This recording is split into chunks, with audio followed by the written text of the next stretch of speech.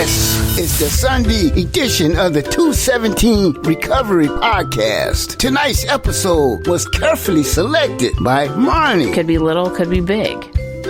But going back out is not the answer. Sit back, relax, or do whatever it is you do, and enjoy Marney's Sunday night replay. It might be childish, sure, but that's kind of what drugs do, you know? This is the 217 Recovery Podcast with Corey Winfield. All right.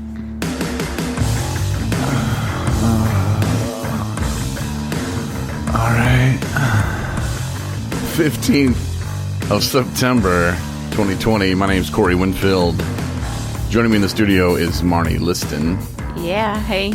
And this is the 217 Recovery Podcast. And as you heard, that's how Marney gets ready for the podcast. I was sitting down in the chair. I'm ready. Yeah. No, I actually do exercises. I was just doing them. Many mumbling mice making midnight music in the moonlight mighty nice. And I kept saying that over and over and over. And you're like, I'm ready. No, and you asked me, is that a broadcasting thing? No. But I used it many times before doing my shows. It was actually something I learned in theater. Mm-hmm. I was a student of the theater. I was in a few plays. One of them was Macbeth. What was the other one? Many other ones. But another grand one was the Christmas of the Carol. That's right. I remember you telling me that. I was young Scrooge. Because I was young. Mm-hmm. 18, maybe. 19, 18. That was another one, so I don't remember. Oh. Grease? No. That's actually it. I dropped out of theater real quick. Because the first one we did was Macbeth, and I really enjoyed theater class. And then the second semester, they're like, second semester, we always do musicals. I'm not doing a musical. I'm not dancing and running around on stage. No time for that. So I just stopped showing up. And my boss at the time, Mike Thomas is his name, he told me that you don't have to go to college to be on the radio. Okay.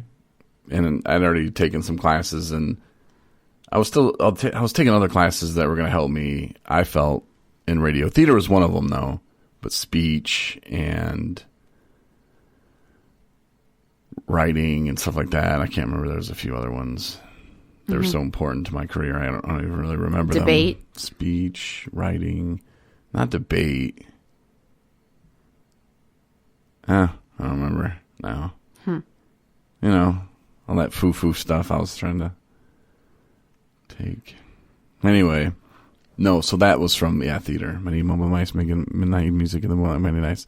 So whenever I'm like trying to talk, and it's like that, and it's not coming out. Mm-hmm. I take a deep breath. And then I just ramble off that as fast as I can. It doesn't matter if it's right even. But it just gets your lips ready to do some serious talking. Gotcha. So now that we got that out of the way. Yeah. You ready? Mm-hmm. Okay. So today, I didn't drink. Me neither. Drug-free again today. So that's pretty awesome again. And you brought up something earlier. This is kind of a special day for me. Mm-hmm. And I said sort of, yeah. Yes, I believe a congratulations is in order. Wow. Yeah. I put a few days in a row together. Today is actually 6:40. Nice. So, technically, my 21 months is today. And, the 2 years is coming up December 15th. So, September 15th. Yeah, but with the leap year and all that, I don't know. But, yeah, we'll just call it 21 months. So, that was pretty cool. That's great. Felt like just a regular Tuesday. Mm-hmm. But, man, it's incredible. I'd like to thank my mother, my stepfather, you, my sister, all my friends downstate, my friend's upstate, my friend's in lockdown. That stupid judge. No, he actually wasn't that stupid. Judge Lasada down in Southwest Michigan. He wasn't stupid.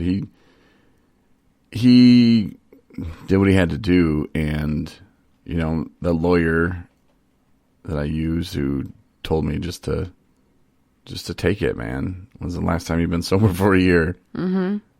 This. Then I told him, he's like, see, this is gonna do you wonders, man. This is gonna be great for you, and it really was. Karen Arnold, who was my probation officer, she was nice. I mean, she was on me more than I would have liked, because I'm like, I'm not doing anything wrong. I wasn't supposed to go to any bars or anything like that. Mm-hmm. And I told her, I was like, I don't drink in bars. Like, it doesn't relate to me. Like, I don't see someone at Buffalo Wild Wings having a beer and think, oh my God, I gotta have a beer now. I was like, believe me, if I'm ready to drink, it's way beyond having a beer at Buffalo Wild Wings. Right. It's not going down like that. Like, it's complete destruction. And I told her, and she just, I don't know, she didn't get it. She's like, no, but you can't be around it. And I was like, well, technically the bar is in a different room. It's like shut off with doors and everything. She's like, doesn't matter. You can't be in a bar. I'm like, it's the Final Four. Mm-hmm. But did you ever think there would be a day where you'd be thanking your probation officer and judges? Yeah, well, I mean, not that I'm thanking them. Okay, I did just think of it, didn't I? You did. Okay. So, yeah, but I mean, it could have been a lot worse. It really could have been. And like I said, I was following the rules. I wasn't trying to be a jackass. I wasn't trying to get away with something. A lot of times in early recovery, people will try to see what they can get away with. And they're just not ready. Mm-hmm. If they came to me and they're like, what am I doing wrong? Stop playing games, man. Right. I mean, if you're taking your sobriety serious, it's not a game. And there was a point in my life where I think I was just playing games, and I don't even know if I realized it.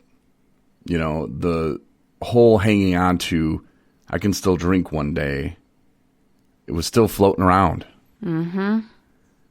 As long as that's in your head floating around, oh, I'll just do this for a few years. My wife, she'll let me drink. And, when I get 5 years underneath my belt, and she's going to know I'm a different guy. And, then I can have some beers when I watch football on Sunday. And it'll just be on Sunday.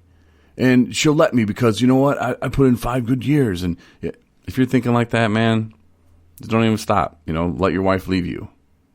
Give your house back. Sell your car. Go buy a tent. That would be my best advice. Oh, my God. And then get a map and find out where Tent City is in your city. And then at least you have plan B ready to go. Because that's how it's going to end for you. And you just have to be okay. And let me tell you, it is way okay to live in recovery. And I'm not talking about just not drinking. I'm talking about you have to be active. Yes. Go to meetings, make friends. Make recovery a lifestyle. Your wife's not going to leave you because you're going to a meeting, because you're having fun in recovery. She won't. She'll encourage it. And hell, a lot of times you can go to meetings with your spouse, and I don't know if she or he, whatever, I don't know if they're in recovery or would be down for going to meetings, but something tells me that they would be, especially if it's, a woman and she's saying, honey, the drinking's too much. And you're like, oh, but I have to drink, get through it, push through it, fight through it. Then find what you've been missing in life, and you will find it. And at first it'll be weird. It'll be awkward. You won't be used to things being so great. And they'll start changing. But, if you looked at your wife and said, hey, honey, will you go to a meeting with me? I bet you she would. Mm-hmm. And, find an open meeting and, don't hide from it. You might think, well, but people at work can't know. You don't have to, go in there with a bullhorn or whatever. Tell, hey, everybody, I'm an alcoholic and I quit drinking today. Yay. You don't have to do any of that. But you don't have to hide from it. That's for sure. And if people ask you about it, just say, yeah, I don't have to live that way anymore. That's what I tell people. And I don't have to play games. I don't have to hide. I was telling a story to I gave a ride to a guy who was going to Skywood Recovery, and they used our transportation service. So I took him, and I was telling him the story about how I was caught off guard at my job last summer, and I told him, I was like, my butthole puckered up because I was going out, and I've told this story before, but I was going out to deliver papers, and my boss was like, hey, will you take these papers out? I'm sure. So I jump on the golf cart, cruising around, nice sunny 72, just on a golf cart cruising around. And I went, give this guy these papers, and he just says to me, hey man, you want a drink? And I was not prepared for that. You can prepare yourself for situations where you're like, okay, I'm going to be here. I'm going to be going here tonight, and I'm going to be going out with my friends, and I don't know these other people. They might be drinking, but, if they ask me, I'm going to tell them, that, no, I don't have to live that way anymore. Yeah, I'm ready. But that was a situation that I had not prepared for. And when he said, hey, you want a drink? And I was just uncomfortable. Mm-hmm. I was like, no, man, I'm at work right now. And he just looked at me like I was stupid. He pulls out a water, and he's like, no, man, like a water. You want a water, something to drink? Oh, no. Which I really did want the water, but at that point I was like, no, yeah, no. We got stuff. But yeah, I was telling him that story, and he just kind of laughed, and he's like, yeah, I could see where that would kind of get you. And I told him that, normally I would be prepared for it. Or at least I would think I would. And the same thing happens in your own brain. You might just be having a great day in recovery. And early recovery, the brain will play tricks on you and say, you get a call or a text or something from a friend. Maybe you haven't talked to him in a while. He's not all about that life that you're trying to live now, that good life. So he shoots you a text or something. Hey, man, let's grab some vodka and hit some golf balls. And let's just say that was your thing. That's something you guys did for 10 years, Oh, like it immediately jumps right in your head, and you just start fantasizing about how great it was. And remember that one drive you smashed it, man, and you guys laughed so hard when you hit the one house or whatever, you'll start playing like these glorifying it. Yeah, you just romanticize it in your head about how great it was, and oh man, in your head it plays out like a movie, and you just see it, and it's just, oh, that was so much fun. And next thing you know, you're at the golf course, and you're lying to your wife or whoever about where you're at, and just stopping, no, just I'll be a little bit late, just don't wait up, and you're right back on it, man. And not that it's bad, that happened to me before, not with golf balls and stuff, but it was something that was said to me, and wow, yeah, right back to where I was, 3 years prior to that, and I didn't see that one coming either. So I'm just trying to warn people. I mean, maybe it's already happened. Mm-hmm. Oh yeah, it happens really easily, and I hear stories about it all the time, especially like the phone calls from a friend who, or are they your friend really? I mean, if they know what you're trying to do, or if they don't, that's not their fault. And you're just like, what you're getting into, what you're used to doing when you're with those people. And you just need to learn to know your boundaries and to make those boundaries and, abide by them, because it'll make it a lot easier and make for me, like I've had a huge thing with just putting it out there, there's no shame in being in recovery. And I've had situations where people, will offer me something to drink if they don't know, I won't even go to the point of saying I don't live like that anymore. It's just like, no thanks, I'm good. We don't have to explain ourselves. Mm-hmm. We don't have to, if you don't feel comfortable, you know what I mean? If you don't, there's no need that, it's just like somebody offers you a cigarette if you don't smoke. You don't feel bad about that. Nah, I'm good. I usually just smoke them. Yeah? You might need to work on that. Just kidding. Yeah. So they're gonna come. Those times will come. I guarantee it. And you have to be prepared. Have you been caught completely off guard though? I mean, I can't think of a particular like instance right at the moment, but I kind of have it in my head all the time. And also I've made it a point to develop a sort of like a routine and a flow, in my life. Like I kind of know what to expect, with what I'm doing and where I'm going and who I'm going to be with. But I'm sure there has been situations like that I can't think of at the moment, but I kind of just like, no thanks, I'm good. I'm not going to go out to a bar, I'm not going to put myself in those kind of situations, but. Well, mine didn't happen in a bar. I was just driving and I got a text, and next thing I know, I was off in my own head. Next thing I know, I'm at the store. Mm-hmm. Well, I wrote a whole blog about,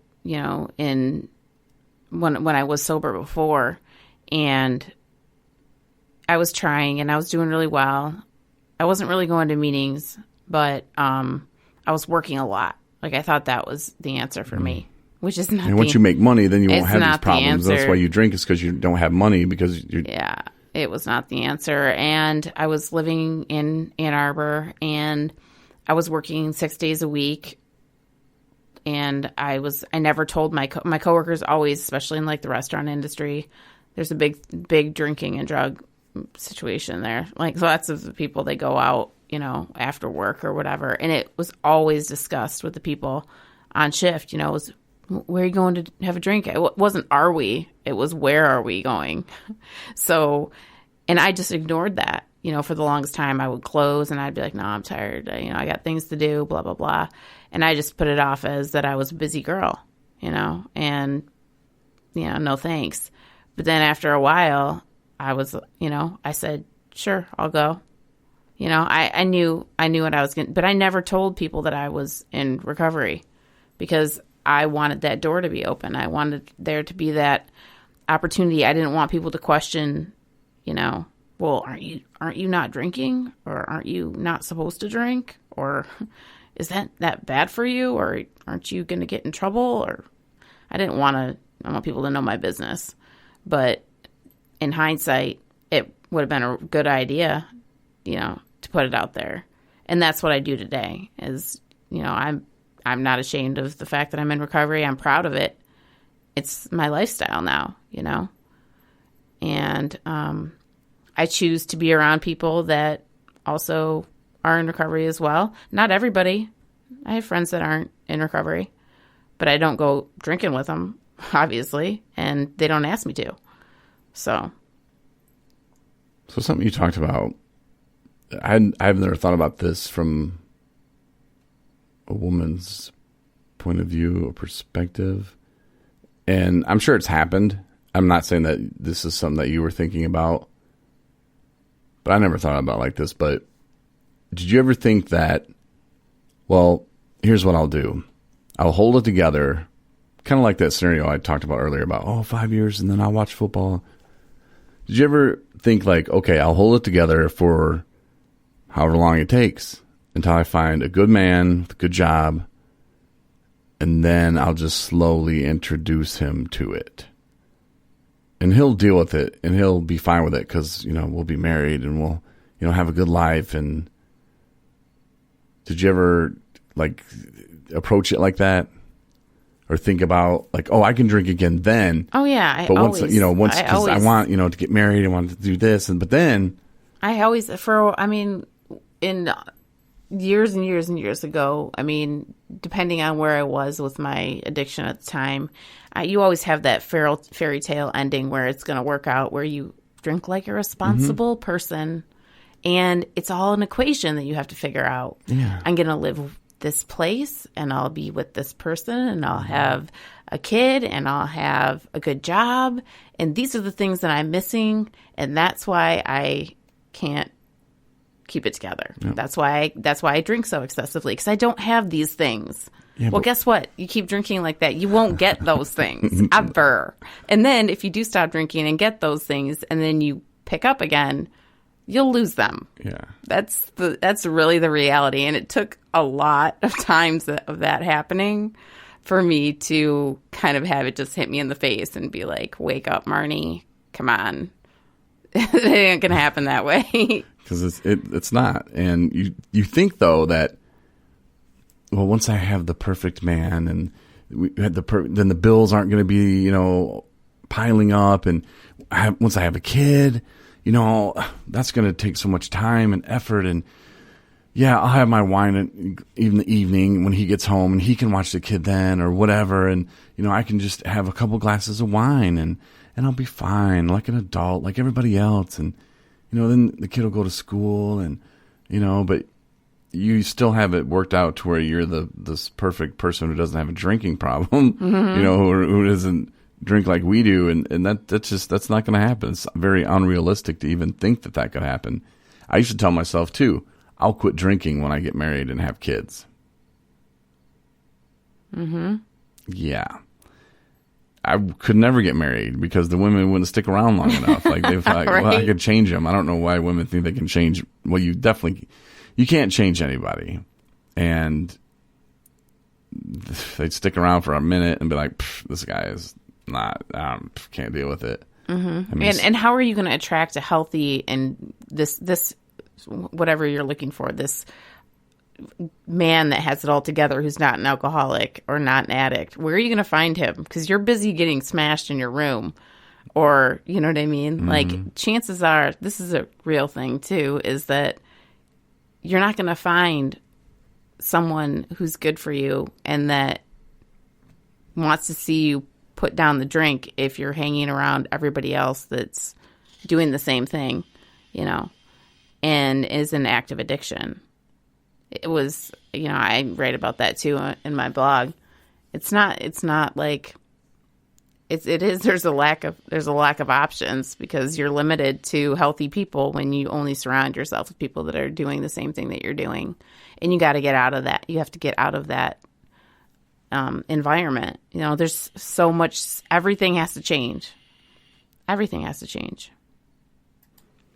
Well, I mean, not everything. I'm just the sexual relationship. majority of that has to change. Men, nothing against that. I'm just not changing that part, which was funny because when I went to figure out where I was going after treatment, there was a couple sober living places, and I had it all set in my mind that I was going to Traverse City.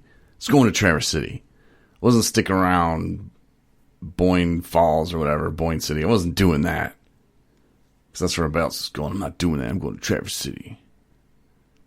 And then I had an interview with this guy, and he was like, well, what skills do you have?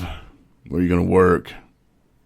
I don't know. I was in radio for 20 years, but I can't work in any radio stations around here.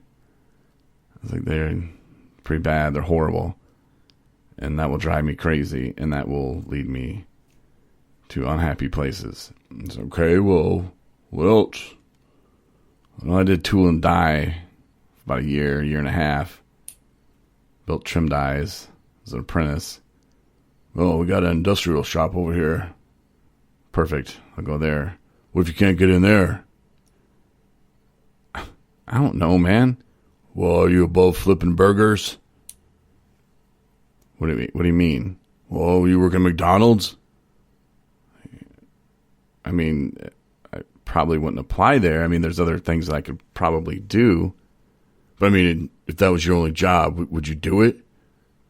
I was like, wait, well, no. Hold on. What are you trying to say? Like, as opposed to like sleeping under a bridge or something? Then clearly, yes. I would rather work at McDonald's than live outside under a bridge. Got to be willing to do anything, man. And I was like, well, and I don't know how my mind just goes to different places. And he's like, gotta be willing to do anything, man. And I was like, well, let me stop you right there, man. There's a lot of things I'm not going to do. I am not going to kill my cat. I am not going to push my mom off a bridge. I mean, and I just started listing stuff like that, and he's like, well, then, I don't think this is the place for you. And I was like, yeah, I thought that about 5 minutes ago, but you have a great day, buddy. Oh my God. Because there's a lot of things I'm not going to, and I threw in there about a sexual reference that I wasn't going to do. Mm-hmm. It's just anything. I mean, I get what he was saying, but like, I don't know. That's just a figure of speech, Corey. Was it? No, I mean, he might have been hitting on me. Maybe. You never know. Thank God I'll never know. Well, everything happened the way it should have. Yeah. Gotta be willing to do anything, Marnie. Oh, God. Anything. Sexual relationship. Anything. I'm going to keep reminding you of that through the night.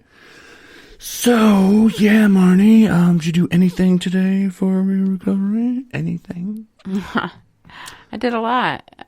I went to work. I'm blessed with an awesome job that, I work with other people that are getting their, feet back on the ground. And,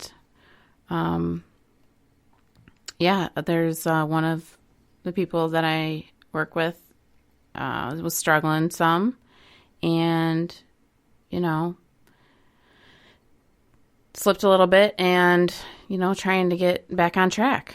So that's what it's all about. And he's doing really good and realized it's like, this is hard. I'm like, it is, And I was thinking about it because I'm thinking if there was ever a time to say this, it's now. It's like, one thing about being in recovery is, you get to feel again. But another thing about being in recovery is you get to feel again. Mm-hmm.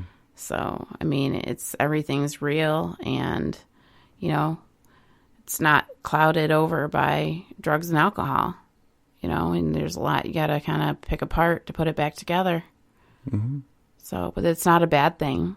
It's just, it's just a lot of work, but it's worth it, man. It's totally worth it. I liked feeling again. I had a guy tell me that the other day. Mm-hmm. Well, he didn't tell me that. He was saying what you were saying about, oh, man, this sucks. I have all these feelings. I feel again.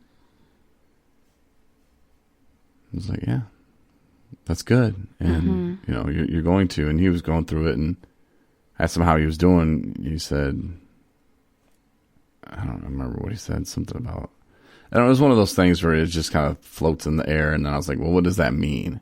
Mm-hmm. Like emotionally, mentally, physically, like what's going on? He's like, all of it. And that's when he was like, I'm feeling again. It sucks. Flip that shit, man. Feeling's good. Yeah, it is. Not everything is going to be great, but at least you can feel again and you can process them. Yeah, make with sense a sober of things. mind. Mm-hmm. Absolutely. It's kind of a big deal. But I was going to mention, you were talking about the guy who said it was hard and, had slip or whatever. I think a lot of times people don't realize how much opportunities out there for them. Like, say, for instance, the guy or a woman is like, I don't have anything to do. I'm so bored, and that's why I'm just going to go Oh, drink. my gosh. I hear that all the time.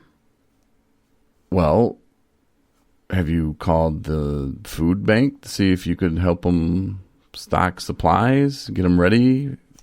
Have you called? I mean, there's so many things that you can do and donate your time if you're just not doing anything. And I used to volunteer at the food bank, and man, they would hook us up.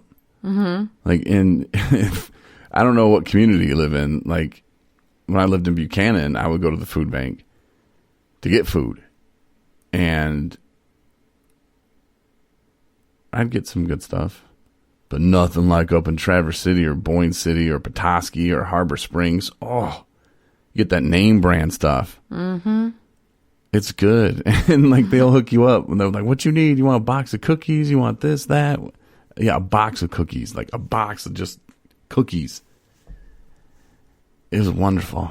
And when I was managing the house in Boyne City, I would always take the guys, and that was kind of my way of giving back, was to, give them a ride because they didn't have vehicles. So it's kind of hard to, well, I mean, it can be done, but, to walk back with big old boxes of food from the food pantry. But, volunteer there, man. They need people. Mm-hmm. Goodwill. I mean, just call around and talk to your church. If you don't have a church, well, call one up. Say, hey, I'm looking to volunteer. I need something to do. And they will be so amazed by how good they feel and getting out of the house and networking with good people, who are helping other people as well. And it just snowballs. Yeah. It really does. And, that would be my suggestion to them, if they're so bored, I have nothing to do, I'm going to drink because it's bored. Yeah. Isolation and getting stagnant, where you don't move forward. You always have to try to move forward, even if it's just a little bit, and develop a routine that's healthy, Mm-hmm. Like a lot of people listen to this podcast when they're going to bed. Yeah. I've heard from more people about, I listened to you a little bit and then I fell asleep. And I woke up and it was like 5 episodes in. I used to do that. I don't know what the hell you're talking about. You used to do that? Yeah, I used to do that. Dang. Wake up. We should start telling scary stories. Like we'll wait till we're about 30 minutes in, like we're at right now. Mm-hmm. And then the man came with a knife. I'm just kidding. Get up. Yeah. So, speaking of, I'm not going to say that because that would have been rude. Okay, so Anna. Mm-hmm. We've been playing a little game. Yes. She has yet to reach out to me to say anything about people sending her pictures of their bed, because if you want to go ahead and reset it. Okay. We were talking the Make the Bed challenge. Mm-hmm. Yes, this is a challenge out there for anyone listening. We talked about it a couple days ago. Anyway, I was talking about the importance of making your bed and how I've made this into a regular thing, just like a lot of people do. But my reasoning behind it is because it's kind of like me making a start to my day, kind of like a promise, like to myself that I'm going to stay sober today. And it only takes a few minutes, and then you go about your day and you come back to this, your wonderful comfy bed and pat yourself on the back and, another day of sobriety. Check that box. Mm-hmm. So anyway, I made the Make the Bed challenge where to take a picture of your bed made in the morning and send it to Anna at 217recovery.com. That's ANNA at 217recovery.com. And we're going to wait till she's asks us, why in the world is she getting pictures of all these people's beds? Mm-hmm. So I already know for a fact that there's been a few participants. So it doesn't have to be perfect either. Yeah. You can make it, you can not make it. But yeah, if you just make the bed, I'll put something about 217 recovery in the title. Yeah. And, you could get more 217 gear. I know some people are taking pictures of their 217 recovery shirts, mm-hmm. hats, stuff like that, just laying on their bed. And if you just want to take a picture of just the bed itself, if you don't have gear, take a picture of the bed, send it to her. You can blind CC me and Marney on it or whatever. Just send it to us as well. Yeah. But yeah, we want Anna to freak out and just be like, why are people not really freak out, but just wonder in the Anna way. Mm-hmm. Oh, guys, you'll never believe what people are doing. Like, what, Anna? They're sending me pictures of their bed made. Like, how cool is that? Yep. Like, I don't know about that, Anna. That's crazy. But, because, she's busy. She doesn't listen to the podcast, so we figured we'd have a little fun with her in 217 kind of way. So, yeah, send away. And then you will have completed 2 tasks. You would have made your bed, and you will have played the 217 Make Your Bed challenge game. Yes. And we kind of joke around, sort of, when we make the bed in the morning. If we do it together, we're like, well, not drinking today. After we make it, we're like, yep, done. Sometimes if we get out of bed and don't make it right away, we're like, hey, whoa, better make this bed up, so we're making sure we're not drinking today, Yeah. But it's just one more thing that does remind you that, you're living a different life, and it does take just a second. Unlike you, though, like you get to come home to a nice, beautiful bed. I get to come home to a nice bed with a beautiful woman in it. There you go. So I don't usually get to unmake it, but sometimes I do. Mm-hmm. But yeah, it's worth it. It takes just a few seconds, and you've completed something. And then, like I said, if you do the challenge, you've completed 2 things. Yeah. So we're just giving opportunity all over the world. Mm-hmm. Okay. not going to say what you just did. But. All right. Are we done with this then? Yeah. Did you want to talk about something else, or are we good? No. Good. Everything's great. Fantasy football, you lost. I know. I lost terribly. Got beat pretty bad. Well, I didn't actually lose. Yahoo lost. But that's okay. Okay. I didn't know what I was doing anyway, so. No, it is what it is. You got your team was auto drafted. Mm-hmm. You picked a crap running back. I didn't pick Bell. it. It was horrible. Once again, I did not. His coach hates him. He hates being there, but he's getting paid now. I picked one guy, a couple guys, and when I was doing the one from last week where it's just for fun. Oh yeah. And I was just picking them because I like their names. Yeah, she lost that too pretty bad. I did, but it's all fun. It is. It's something fun. new. And, that was the first week. And the second week, it'll be a little bit easier, especially if your wide receiver plays Galladay or whatever. Yeah, we'll see. But, I introduced you to the waiver wire, so you're going to try to go after a couple guys and, hopefully you get them. I see that Le'Veon Bell is on the injured reserve list, so you can now move him out of your lineup and into the injured reserve spot and pick up somebody else. That's on my list of things to do now. And she's going to grab this guy who I said is probably not the best pick, but you liked him. Yep. So, yeah. Yeah, don't listen. Just pick who you like, honey. Pick who. I'm gonna. Where's Jersey the best? That'll get you pretty far. So, yeah. Send away Anna the pictures. If you have questions or want to reach out, feel free to hit myself, Marney. You can hit us up. I did not do a blog yesterday. I know. I don't know. You've been doing homework, though. Yeah, I feel very overwhelmed lately. Mm-hmm. And that's actually what I was going to blog about, but I figured people don't want to just read me bitching about how I feel overwhelmed. So I thought, But that's how you're feeling. That's what blogging's for. But I do the podcast, and I let people know I'm feeling overwhelmed on here. Mm-hmm. They don't want to read about it. And then I post a picture of a cat every time, too, so it really tricks them. But no, I didn't really have anything. I thought, I can take a week off. Yeah. I gave myself the week off. Yeah. For my blog. So wait till next week. It's going to be awesome. There you go. Next Monday, my blog will drop, and it'll be hot. I hope. But thanks again, and appreciate the love. You can donate to us. We do have things we're doing, and we do need a little help support, but we'll talk more about that in the future. But yeah, if you want shirts, hats, stuff like that, we got those available as well. Hit us up, 217recovery.com, and we should be in the Apple Store in the next month or a couple of days. I was going to say, when's that happening? I don't know. But I sent it off, and the guy's like, all right, cool, we'll resubmit it, and we'll see. We will let you know as soon as it happens, though. Yeah, absolutely. We're in the Google Play Store with our app now. If you got an Android, you can get that.